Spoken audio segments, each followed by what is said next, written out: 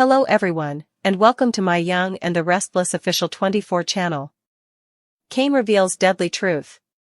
Victor collapses in Nikki's arms unfolds as one of the most ruinous, laggardly burn implosions Genoa City has ever witnessed, a moment so heavy with consequence that the veritably air seems to crack when Kane eventually stops playing games and drops the verity he's been carrying like a loaded armament. Because this isn't just another commercial treason or family power struggle, it's the kind of disclosure that strikes at Victor Newman's core, dismembering the vision of invincibility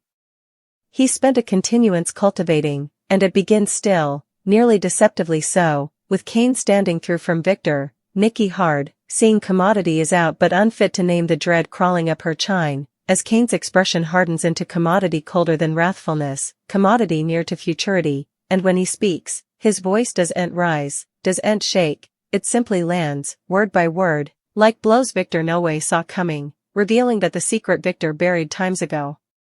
The bone he allowed was cancelled, paid off, silenced ever has not only survived but metastasized, grown teeth, and now has the power to destroy everything, because Kane knows the verity about the night Victor crossed a line indeed he swore he no way would, the night a advised decision led to an innocent life being lost. Not in a dramatic blaze of gunfire but in a quiet, unrecoverable chain response Victor set in stir to cover his conglomerate, and Kane doesn't just charge him, he proves it, detailing dates, places, names, deals, and the fatal choice Victor made when he ordered a cover-up rather of responsibility, a verity so precise and watertight that Victor California-ent intrude, ca-ent bluster, ca-ent blackjack his way out. And for the first time in decades the great Victor Newman doesn't look like a king under siege but like a man watching the walls near in as Kane goes further, revealing that the consequences didn't end with that death, that the taradiddle gurgled outward, destroying families, ruining lives, and eventually circling back to Genoa City in a way Victor no way anticipated, because the person who paid the ultimate price wasn't a faceless casualty but someone connected to Nikki, someone whose loss intentionally visited her for times. And as Kane lays it bare, Nikki's face rainspouts of color, her hand artificially reaching for Victor as if she can physically anchor him against the verity, but Victor recoils not from her touch, but from the weight of what's been exposed, his breath growing shallow as the consummation hits that Kane isn't hanging him, isn't logrolling, he's delivering a verdict, and the room seems to cock as Victor tries to speak, tries to summon that familiar scowl of defiance, only for his body to betray him, a sharp pain searing through his casket, his knees buckling as decades of suppressed guilt, stress, and unyielding control eventually exact their price, and Nikki catches him just in time, cradling him as he collapses into her arms, brooding his name in fear as the most important man in Genoa City struggles to breathe, his eyes zipping not with fear of death but with the horror of being seen, truly seen, as Kane stands there, unyielding, watching the Goliath fall. Because this was no way about vengeance alone, it was about verity, and the verity has teeth, and as Nikki begs Victor to stay with her, gashes streaming as she presses her forepart to his, the full compass of Kane's disclosure crashes over her, forcing her to defy the possibility that the man she has loved, defended, and offered for may be responsible for a darkness she can't forgive, and indeed as paramedics are called and chaos erupts, the damage is formally done. Because Victor hears every word Nikki doesn't say, feels every earthquake of mistrustfulness in her grip, and as he's lifted onto a stretcher, his hand clutches hers desperately, not as a Napoleon or a manipulator but as a man scarified of losing the one person who has always stood by him, while Kane's verity echoes through the room, insolvable to unhear, insolvable to undo, transferring shockwaves through the Newman family as news spreads that Victor Newman is down, not because an adversary overreached him in business, but because one disclosure eventually pierced the armor he forged through a continuance of ruthless survival, and in the fate, as Nikki sits alone in the sanitarium waiting room, replaying every moment of her life with Victor through this new lens, she realizes that Kane didn't just bring Victor to his knees, he exploded a verity lemon that may permanently fracture the foundation of their marriage, because indeed if Victor survives the physical collapse, the emotional reckoning is just beginning. And the question brewing over Genoa City isn't whether Victor Newman will recover, but whether the man who wakes up will still have Nikki's love, his family's fidelity, or the moral authority he formerly applied like an armament, since Kane's deadly verity has stripped him bare, exposing not a legend, but a deeply defective man whose history has eventually caught up with him, leaving Victor helpless in Nikki's arms as the world he controlled slips through his fritters. The fallout from Kane's deadly verity doesn't pause when the sanitarium doors swing shut behind Victor Newman. It only intensifies, spreading outward like shockwaves after an explosion, because the moment Victor is rushed into exigency care, Genoa City inclusively holds its breath, and Nikki, still pulsing, sits rigid in the waiting room with Victor's blood on her hands, replaying Kane's words over and over until they begin to sound less like allegations and more like a concession she no way asked for but can't escape, and as croakers move snappily behind unrestricted doors. Nikki's mind fractures between fear for Victor's life and a forming, unsupportable clarity that the man she loves may have erected his conglomerate on a sin too monstrous to ignore, while Kane, meanwhile, doesn't flee or hide, doesn't lounge in triumph, but rather remains eerily composed, because he understands commodity no bone. Differently does yet, this wasn't the wind-up, this was simply the ignition, and as news of Victor's collapse spreads, drawing Victoria, Nick, Adam, and indeed Jack into the rout of the sanitarium, the Newman dynasty converges under fluorescent lights, their collaborative power reduced to rumored arguments and anxious pacing, with Victoria demanding answers Nikki can't yet give, Nick bristling with dubitation. As he remembers every warning sign he formerly dismissed, and Adam watching quietly, his expression undecipherable but his instinct screaming that Kane has just altered the balance of power ever, because Victor didn't just fall physically, he fell symbolically, and in Genoa City, symbols matter more than blood, especially when whispers begin circulating that Victor's collapse was an arbitrary medical occasion but the direct result of a verity so devastating it broke him, and as Kane's disclosure leaks in fractions half-trueness, eavesdropped details, stoned rumors the narrative begins to change, turning Victor from stressed primogenitor into a man able of insupportable choices, and Nikki feels that shift acutely when journalists begin circling, when familiarity forestall their eyes, when the implied question hangs in the air every time someone looks at her. How much did you know, and how much did you choose not to see, and when a croaker eventually emerges with an update, explaining that Victor has stabilized but remains unconscious, the relief Nikki feels is incontinently undercut by dread, because unconscious Victor is nearly easier to love than the man who may wake up and be forced to answer for his history, and as she sits by his bedside latterly, holding his hand, she studies his face not as a legend but as a foreigner, wondering how numerous nights he slept beside her while carrying the weight of a death he orchestrated, and when Victor eventually stirs, his eyes fluttering open to find Nikki there, the vulnerability in his aspect shatters her defenses, because for a transitory moment he looks small, hysterical, stripped of bravado, and when he whispers her name, it sounds like a plea, but before Nikki can respond, before she can decide whether to console him or defy him, Victor tightens his grip and rasps a single question that cuts deeper than any blameworthiness. What did Kane tell you? And in that instant, Nikki realizes Victor knows the verity is out, that there's no retreat, no rewriting history, and her silence becomes its own answer, egging Victor's face to crumple with a pain that has nothing to do with his heart, because the topmost crack he's ever suffered isn't the physical collapse, it's the consummation that Nikki sees him now, truly sees him, and she doesn't know how to attune the man she loves with the man Kane exposed, and as Victor drifts back into restless sleep, Nikki steps into the hallway and eventually allows herself to cry, not just for Victor, but for herself, for the time spent defending choices she didn't understand, for the moral lines she may have crossed simply by standing beside him, and away in the sanitarium, the Newman siblings clash, with Nick averring they need to know exactly what Kane revealed, Victoria pushing back that they can't go fear, and Adam still suggesting that perhaps, just perhaps, Kane isn't lying, a suggestion that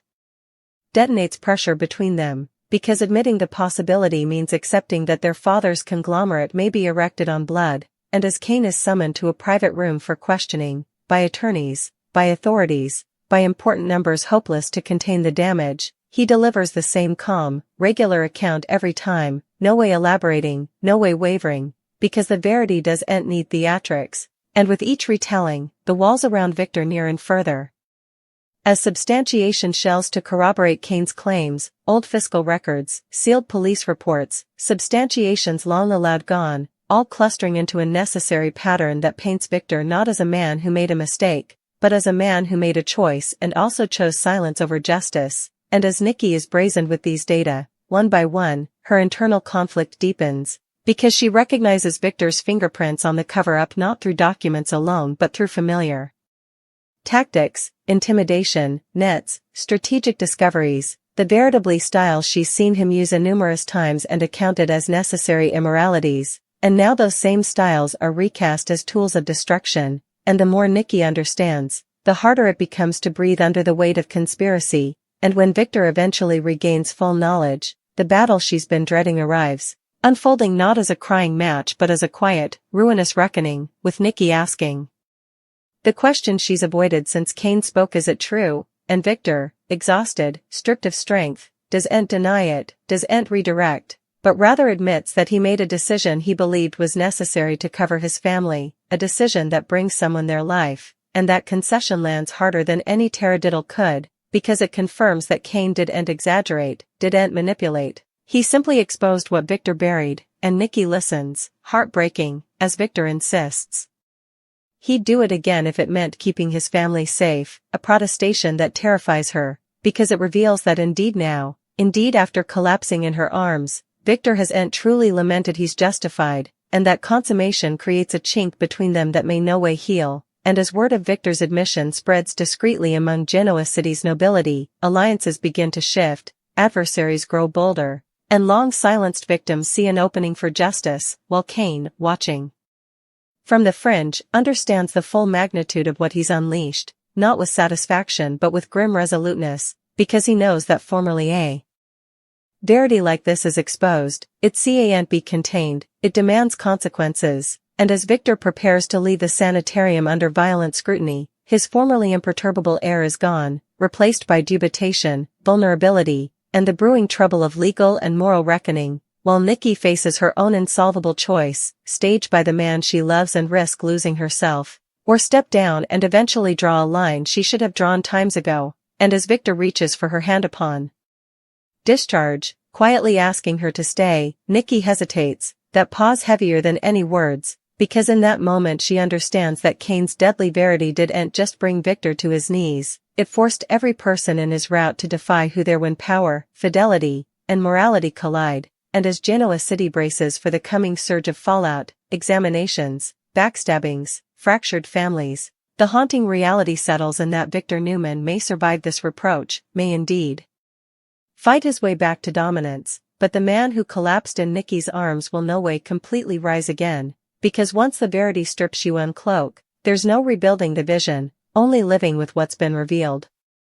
In the days that follow Victor Newman's release from the sanitarium, Genoa City exists in a state of suspended pressure, as though the city itself is staying for the earthquake it knows is coming, because Victor may be walking again, may indeed be issuing quiet instructions from the murk, but the collapse he suffered in Nikki's arms has unnaturally altered how everyone sees him, and nowhere is that shift more sorrowfully apparent than inside the Newman estate, where silence replaces crying.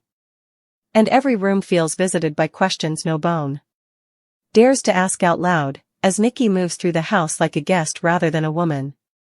Touching familiar objects with strange hands, replaying Victor's concession again and again until the words begin to feel sculpted into her bones, and Victor senses that part acutely, because for the first time in his life intimidation, charm, and sheer force will do'nt work on her, and that terrifies him further than the trouble of examinations or legal consequences ever could, since Nikki has always been his moral anchor, the one person whose belief in him allowed him to believe in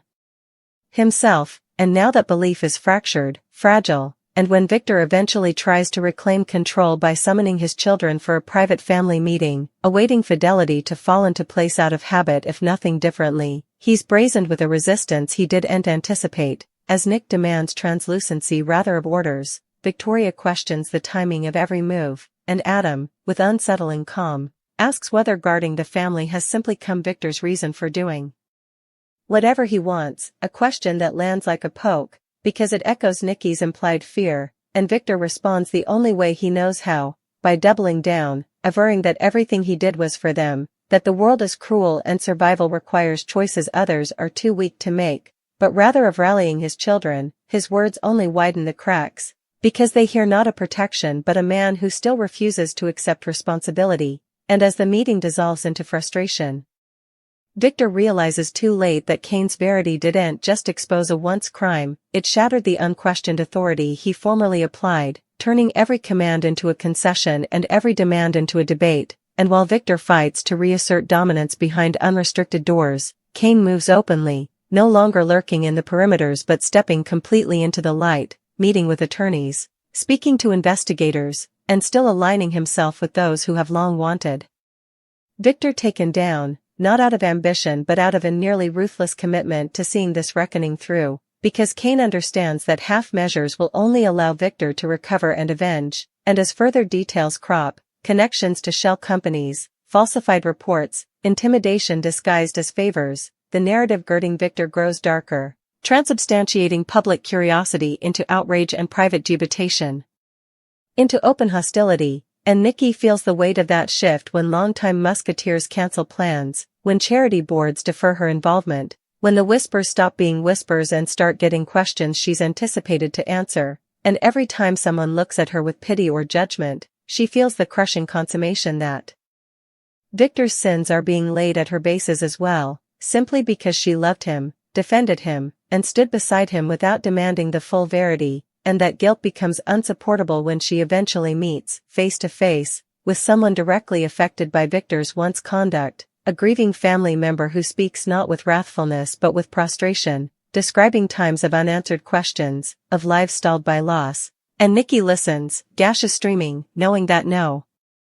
reason she offers can undo what was done, and when she returns home that night, commodity inside her shifts permanently, because she understands now that remaining silent is no longer an option, and when Victor tries to console her, tries to remind her of everything they've erected together, Nikki eventually finds the strength to tell him that love doesn't abolish consequences, and that staying by his side without responsibility would make her complicit in a way she can't live with, and Victor, stunned, reacts not with rage but with despair, promising to fix effects, to make it right, to do whatever it takes to keep his family complete, but Nikki sees through the pledge, fading it as another interpretation of control, another attempt to manage the fallout rather than face the verity, and her turndown to incontinently forgive him becomes the most important blow Victor has ever suffered, because it confirms that this extremity can't be bullied down, and as Victor's world continues to constrict, legal pressure mounts, with processes issued, old abettors distancing themselves, and formerly pious directors hedging their bets, and for the first time, Victor is forced to consider a future where he may not crop victorious, where the Newman name could be permanently tarnished, and that possibility drives him to make a dangerous decision, to defy Kane directly, not with pitfalls, but with an offer, believing that every man has a price, and when the two eventually come face to face again, the pressure between them crackles with undetermined history, as Victor attempts to reframe the history as necessity and offers Kane power, protection, indeed redemption in exchange for silence or cooperation, but Kane doesn't blench, doesn't waver, and rather delivers a verity Victor isn't prepared for, that this was no way about destroying him, but about ending the cycle of unbounded power that allows men like Victor to decide who lives and who suffers without consequence, and that rejection cuts deeper than abomination ever could, because it strips Victor of the belief that he can always outthink his adversaries, and as Kane walks down, Victor is left standing alone, defying the intimidating consummation that his topmost armament, fear, no longer works, and as weeks pass, the strain takes its risk on everyone involved, with Nikki moving out temporarily to produce space she desperately needs to suppose, a decision that devastates Victor and sends shockwaves through the family, while Nick and Victoria struggle to hold Newman Enterprises together amid growing scrutiny, and Adam still positions himself as a stabilizing force, egging Enterprise that Victor's downfall may marshal in a long overdue shift in power, and through it all, Victor oscillates between guilt and defiance, moments of genuine reflection giving way to bursts of wrathfulness as he switches out at a world he believes has turned against him, and yet, in rare moments of solitariness, he's visited by the memory of collapsing in Nikki's arms, by the fear in her eyes, by the certainty that no quantum of power can shield him from the verity presently, and that knowledge begins to erode him from the inside out, and as the disquisition reaches a critical point, with charges brewing and the possibility of public trial getting real, Victor faces an insolvable choice: continue fighting, risking total obliteration, or eventually accept responsibility and face the consequences of his conduct, not as a Goliath, but as a man, and Nikki, watching from a distance, grapples with her own disagreeing feelings, torn between moping love and hard-earned clarity, knowing that whatever Victor chooses next will define not just his heritage, but hers as well, and as Genoa City braces for the coming chapter, one filled with courtroom battles, broken alliances, and unrecoverable opinions, the creepy verity remains that Kane's disclosure didn't just bring Victor Newman down in a single moment of physical collapse, it initiated a slow, grim unraveling of everything he believed made him untouchable, leaving behind a man forced to defy the cost of power, the limits of fidelity, and the ruinous reality that some trueness, formerly revealed, don't just change everything, they demand a reckoning that no quantum of strength can overrun.